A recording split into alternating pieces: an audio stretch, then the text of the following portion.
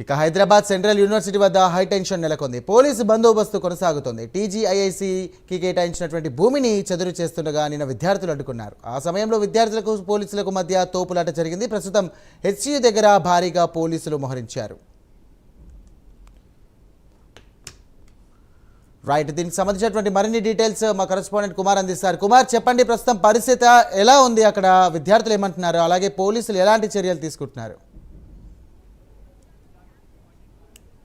Thank you Sairam. మొత్తానికి ఏదైతే Hyderabad central university దగ్గర ఒక ఉద్రిక్త వాతావరణం అయితే చోటు చేసుకుంది.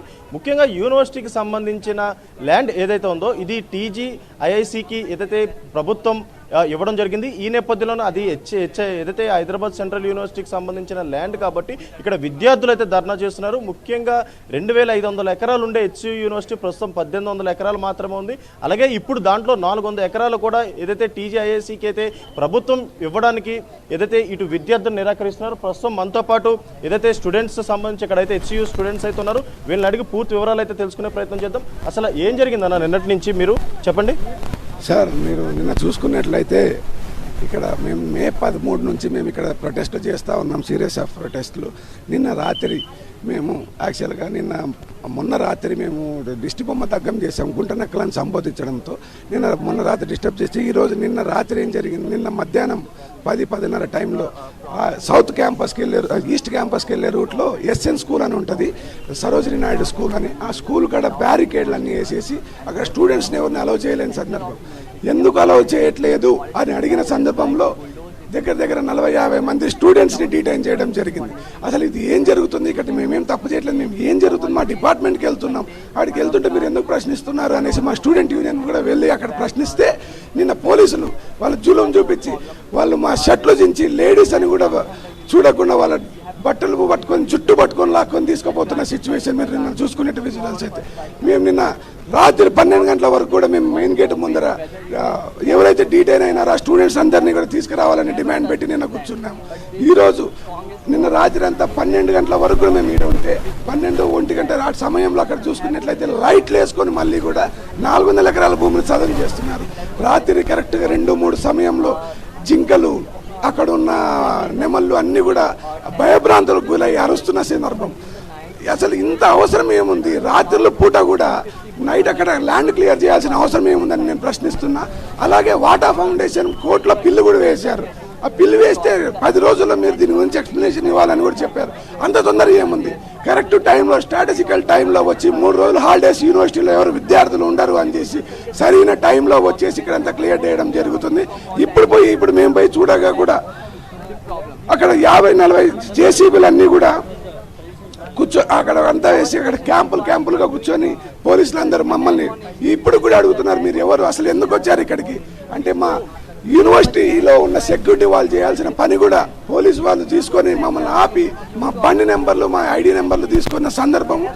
అసలు ఏం జరుగుతుందని చూడకపోతే 40-50 జేసీబీలు అక్కడ మొత్తం క్లియర్ చేస్తున్న సందర్భం. పెద్ద చెట్లు మా కళ్ళ ముందే అక్కడ ఉండే చెట్లన్నీ కూడా నేల వరుగుతున్నాయి. అక్కడ జింకలు కుందేళ్ళు అన్ని కూడా పరిగెత్తున్న సందర్భం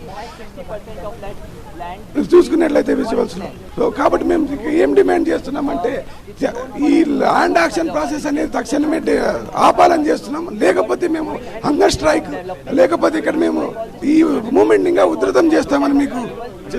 స్టూడెంట్స్ పై ఇంకా గచ్చిబౌలి పిఎస్ లో కూడా కేసులు కూడా నమోదు అవుతున్నాయి. దీన్ని ఎలా చూస్తారు సార్? యాక్చువల్ గా మేము నిన్న అడిగి మేము ప్రశ్నించే కొత్తగా మారి, ఎందుకంటే మా యూనివర్సిటీ ఆఫ్ హైదరాబాద్ లో ఉన్న నేల ఇది. మేము బయటకు వచ్చి అడుగుతుంటే మీరు మా మీద కేసులు పెట్టచ్చు, ఏదైనా చేయొచ్చు. మా యూనివర్సిటీ ఆఫ్ హైదరాబాద్ టెక్నికల్ గా మా భూమి కాదు అని చెప్పొచ్చు కాక, కానీ మెంటల్లీ ఫిజికల్లీ ఎమోషనల్లీ కనెక్ట్ అయి ఉన్నాం. ఫిజికల్ గా 40 ఏళ్ల నుంచి మేమే కాపాడుతున్నాం మా భూమిని. ఆ తర్వాత మెంటల్గా ఎమోషనల్గా కనెక్ట్ అయి ఉన్నాం. భూమి కేవలం ఒక దస్తావేజులు లేవన్న కారణంతో ఒక్క క్లాస్తో చెప్పి భూమిని గుంజుకోవడం ఇది మోసపూరితంగా కుట్రపూరితంగా చూస్తున్నాం సార్. యూనివర్సిటీ అఫీషియల్స్ ని దీని గురించి మీరు ప్రశ్నించారా? మేము యూనివర్సిటీ అఫీషియల్స్ ని ప్రశ్నించడము జరిగింది.